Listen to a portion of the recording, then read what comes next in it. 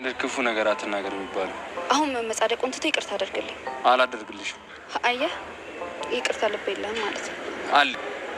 እሺ ምን ባደርግልህ ነው የምታገግመው? እዚህ ጋር ከሰምሽ እሱማ በፍጹም አይሆንም። ለምን? ምክንያቱም ፍቅረኛ ስላለኝ። ታዲያ ምን ችግር አለ? ጉንጭን እንጂ ከንፈሬን አይደለም።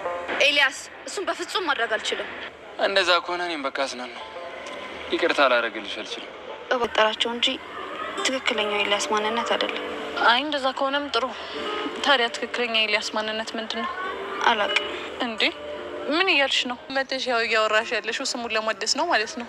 አዎ እንደዛ ነገር። አሰላሙ አለይኩም ወራህመቱላሂ ወበረካቱ። ውድና የተከበራችሁ የፍቅር ጎጆ ቤተሰቦች እንዴት አደራችሁ? እንዴት ዋላችሁ? ሁላችሁንም እንደ ሰዓት አቆጣጠራችሁ ሰላም ሰላም ብያለሁ። ሰላማችሁ ብዝት ይበልልኝ ማለት ነው። ዛሬ ጀላችሁ የመጣሁት ኤላና ሰብለን የፍቅር ድራማ ነው ማለት ነው። ክፍል 47ን ይዤላችሁ መጥቻለሁ።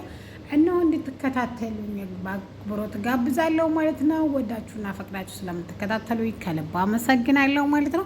እንግዲህ ባለፈው ሳምንት እንዳወጋ ነው ወይም እንዳሳየኋችሁ ኤላና ሰብሊ በከባዱ ተጣልተው ሰብሊ በንዴትና አልሚ በነገረቻት መገፋፋት የተነሳ ሄዳ ሰብሊ ቤዚቲን ኤላ በጣም መጥፎ ልጅ እንደሆነና ፍቅረኛሞች የሆኑትን ልጆች በመለያየት ቆርጦ የተነሳ ፍቅረኛሞች ሲያይ ደስ እንደማይለውና እንደሚቀና አድርጋ ሄዳ ነግራት ነበረ። ምክንያቱም ድጋሜ ተጠቂዋ አንቺ ስለሆንሽ ላስተነቀቀሽ ነው የመጣሁት። እኔን ከጁ ፍቅረኛዬ ጋር ይኸው ለመለያየት እየበጠበጠኝ ነው። አንቺ ደግሞ ፍቅረኛሽ ካናዳ እንደሄደ ሰምቻለሁ። ስለዚህ ይህን አጋጣሚ ተጠቅሞ ሊለያያችሁ እንደሆነ ስለሰማሁ ነው የመጣሁ በማለት ነግራት ነበረ። ዛሬ ግን ተመልሳ ተጸጽታ ኤላን መታ ይቅርታ ጠይቃለች። ያደረኩት ነገር ስሜታዊ የተሞላ ስለሆነ በጣም ይቅርታ፣ ምንም ብታበሳጨኝም ብታናድደኝም ያንም ነገር ማድረግ እንደሌለባት ሰብሊ ተገንዝባ ሄዳ እንግዲህ ያው መሲም ባረጋገቻች መሰረት ማለት ነው ሄዳ እንግዲህ ይቅርታ ጠይቀዋል። እሱም ይቅርታዋን እንደማይቀበልና ድጋሚ ደግሞ እንደዛ እንድትለው ወይም ይቅርታ እንድትጠይቀው ከፈለገ ጉንጩን እንድሰመው ያዛታል ማለት ነው። እሷም ይሄ ነገር እንደማይሆንና ፍቅረኛ እንዳላት ደጋግማ ስትነግረው እንደዛ ከሆነ እኔ ከንፈሬን ሳሚ ሳይሆን ጉንጭን ሳሚ ነው ያልኩሽ፣ ይሄ ደግሞ ካልሆነ ያጠፋሽው ስሜን በማደስ ይቅርታሽን ላደርግ እችላለሁ በማለት እሷም ምንድነው ስትለው ቤዛን ከደሽ የተናገርሽው ነገር ሁሉ ውሸት እንደሆነ ሄደሽ ተናገሪ፣ ምክንያቱም ስለኔ ማንነት ሳታቂ ያን ማለት አልነበረብሽም ሲላትም እሷም ባይሆን ይሄ ይሻለኛል ከመሳሙ ብላ እንግዲህ ወደ ቤዚቲ ዘንድ ትሄድና ቤዚቲ በጣም ይቅርታ ትናንትና ስለ ኤላ ያንን ያልኩሽ ኤላ ያ ልጅ ጸባይ ሆኖ ሳይሆን ስላናደደኝ ነው። ስለዚህ ይቅርታ አድርጊልኝ ስትላትም እሷም ለእኔ ታዲያ ለምን መናገሩ አስፈለገ ስትላትም እሷም ኤላ ይቅርታ ስጠይቀው አንቺን ይቅርታና ስጠይቅሽና ስሜን ያጠፋሽውን ስታድሺ ነው ይቅርታ ማደርግልሽ ስላለኝ ነው በማለት እንግዲህ መልስ ትሰጣታለች። እሷም ፍቅረኛ አለሽ ወይ ብላ በመልሱ ትጠይቃታለች። እሷም አዎ በጣም የምወደው ፍቅረኛ አለኝ ስትላት ትመልስላታለች። አንድ ሰው ፍቅረኛ ኖሮ ስለሌላ ሰው እንደዚህ ስተተጨነቀ ችግር አለ ማለት ነው። ስለዚህ ድጋሜ ህይወት ራስሽን እንደዚህ አይነት ውስጥ እንዳታገኘው፣ ምክንያቱም ስለ ኤላ የሚያሳስብሽ ጉዳይ ሊኖር አይገባም፣ ምንም ይበል ምንም። ስለዚህ ብላ መልስ ትሰጣታለች። ኤላ መጥፎ ልጅ ነው እልና ህይወቴን ይበጠብጠዋል። ድንገት ሳላስበው መልካም ልጅ ሆኖ መልካምነት ሲያደርግ አየዋለሁ። አይያዝም፣ አይጨበጥም። ስለ ኤላ ይሄ ነው ብዬ ለመናገር በጣም ይከብደኛል በማለት መልስ ትሰጣታለች። ለእኔ ችግር የለውም ሄጅም እነግርልሻለሁ ማለትም ኤላ ሄዳ እንደነገረቻት ቤዛ መታ ኤላን እንድታናግርላት ጠይቋት ነበረ፣ እንድትነግረው ጠይቋት ነበረ። ያንንም አደርግልሻለሁ ችግር የለውም። እኔ ግን እንዳንድ አፍቃሪ ፍቅረኛ ካለኝ ስለ ሌላ ወንድ እንደዚህ የማሰብና የምጨነቅበት ጉዳይም የለኝ። ለማንኛውም ለእኔ አታስቢ፣ እኔ ከአንድ ሰው ውጭ አላፈቅርምም ማፍቀርምም አልችልም። ስለዚህ እህት አለሜ ለእኔ ችግር የለውም ሄጅም ኤላን አናግርልሻለሁ ብላ መልስ ትሰጣታለች።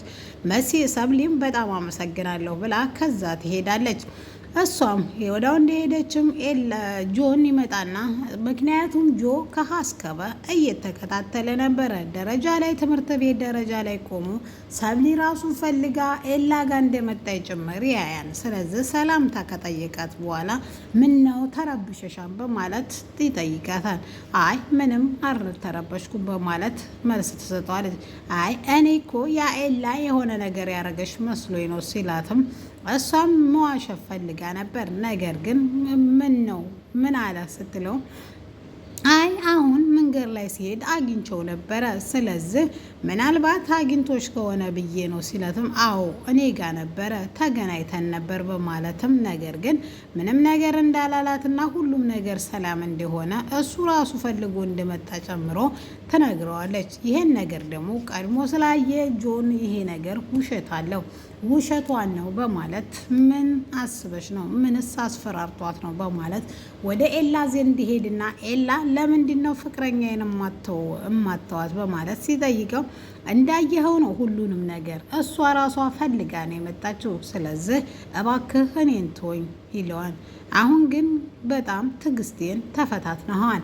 አሁን ይቅርብህ ተንግዲህ ወደ ፍቅረኛ ያጠገብ አትድረስ። አይ ካልክ ደግሞ ለምን አንገጥም በማለት ጆ ዛሬ ማንነቱን ለማሳየት ቆርጦ የተነሳ ይመስላል። ኤላም ከትምህርት ቤት ከገባው ጀምሮ ሁሌ ትጎራለህ፣ ለምን ታዲያ ገጥመን አይለየልንም በማለት መልስ ይሰጠዋል። እሱም ነገር ግን ባትገጥመኝ ይሻልሃል በማለት ማስጠንቀቂያውን ጣል ያደርጋል። ወንድ ከሆንክ ከትምህርት ቤት ውጭ እንገናኝ በማለት መልስ ይሰጠዋል። ጆም ችግር እንደሌለበትና ነገር ግን እንደ ወንድማዊ ባይገጥመው እንደሚሻለው ይነግረዋል። ምክንያቱም ባለማክሱ ኤላ ስለማያውቀው ጆ ኤላን ያውቀዋል እንዴት እንደሚደባደብ ጭምር። ኤላ ግን ጆን አያውቀውም። ስለዛም ነው አይ ይቅርብህ ብሎ የመከረው። እኔ በዚህ ሀሳብ ላይ እስማማለሁ። ኤላ ቢቀርብህ መልካም ነው ብዬ አምናለሁ። የፍቅር አምላክ ካረዳህ መቼም ቢሆን ከጆች ልታመልጥ አትችልም።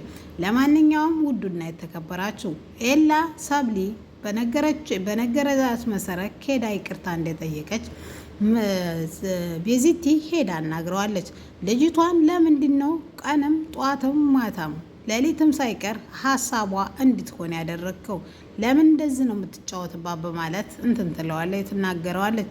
እሱም ምንም ነገር እንዳላደረገና እኔም ቀንና ሀሳቧ ወይም ጧትም ሀሳቧ ልሆን አልፈለኩም፣ እሷ ፈልጋና ፈቅዳ ነው ልታስበኝ የፈለገችው በማለት መልስ ይሰጣታል። እሷም ይሄ ነገር ግን ጥሩ እንዳልሆነ ከፍቅረኛዋ ጋር ያለያያት እንደሆነ ብትነግረው እሱ ግን እኔ ምንም አይመለከተኝም፣ ምንም አላደረግኳትም በማለት መልስ ይሰጣታል። ባለፈው ሳምንት እንደነገርኳችሁ መሲ በጣም ተጎድታ ልቧ በስለት ወቅቶ እንዴት ተደማ ነገር ተቆርጦ ወጣ ስትል ለጓደኛዋ ስታወራ ለሰብሊ ሰምተን ነበር። ለሰብሊ መሲ ዛሬ ግን እንዳተሳካላቸው ምክንያቱም እና ቡሻ በሰሩት ማሴት የተነሳ ግብዣው ሳይሳካ ቀርቶ በጣም ደብሮት ተመልሷን ናታን ትምህርት ቤት ውስጥ ግብዣው ስላተሳካ ደብሮታን። መሲም እንግዲህ ጋብዞታን ብላ ምንም ያክል ባፈቅረውና አፍቃሪውን ቢሆንም ነገር ግን ሴትነቴን የሚያረክስ ነገር ምንም ነገር አላደርግም ብላ ግብዣው የተሳካ መስሏት ስልኳን አጥፍታ ሳይቀር ጠፍታም ነበር። እንኳን ለመደወል ስልኳንም ስላጠፋይ ክላስ ግን ደብሮትና አዝጎ ስታየው ምን ሆነ ነው ስትለው አተሳካም በማለት ይሰጣታል። ወይኔ አምላኪ ሆይ እንደው ብቻ ብላ ጸሎቷና ስለቷን ማስገባቷ አይቀርም ማለት ነው። ከዛም እሷም እንዲህ በማለት አይ አብሽሪ ዛሬ አተሳካም ማለት ነገ አይሳካም ማለት ነው። ነገር ግን በጣም የሚያፈቅራት ከሆነ ከባድ እኮ ነው በማለት ግን ከኔ አይበልጥም በማለት መልስ ይሰጣታል። መሲ የልቧን በልቧ ይዛ አብሽሪ ብላ ጓደኛዋን ለማሳቅና ፈገግ ለማድረግ ሁሉንም ነገር የተቻላትን አድርጋ ጓደኛዋን ወደ ቦታው ለመመለስ ሞክራለች። ለማንኛውም ውድና የተከበራችሁ የመሲና የሰብሊና የኤላ ፍቅር ዛሬ እዚህ ጋር ይቋጫል። ውዶችዬ እናንተስ ሀሳብ ምን ትሰጣላችሁ? ኮሜንት ላይ አስቀምጡልኝ። ላይክ፣ ሼር፣ ሰብስክራይብ ኤላም ስትርቀው አይርቃትም፣ ሰብሊም ሲርቃት። ምክንያቱም ባለፈው አጠገባቸው ላይ ደረረሱ ተማምለው ተለያይተው ነበር። ዛሬ ግን ተመልሰው አንድ ላይ አይተናቸዋል። ጆስ እንዴት ይሆናል? ይሄ ሁሉ ግን የማብቂያው መጨረሻ ይሆን? ምክንያቱም አሁን ወንድ ልጅ ከተፋለመ በቃሉ መሰረት መሲ ሰብሊ የሱ ትሆናለች። ጆ ካሸነፈ የጆ ናት ሰብሊ ማለት ነው። ኤላም ካሸነፈ የኤላ ናት ማለት ነው። በቦክሱ ምክንያት አማካይ ደግሞ የፍቅር አምላክ ካረዳው በእርግጠኝነት ጆ አሸናፊ ይሆናል። ስለዚህ የነ ኤላ ፍቅር በድጋሚ አደጋ ላይ መውደቁ ግልጽ መሆኑን ያሳያል ማለት ነው። ውዶች እናንተ ሀሳብ አስተያየታችሁን ስጡ።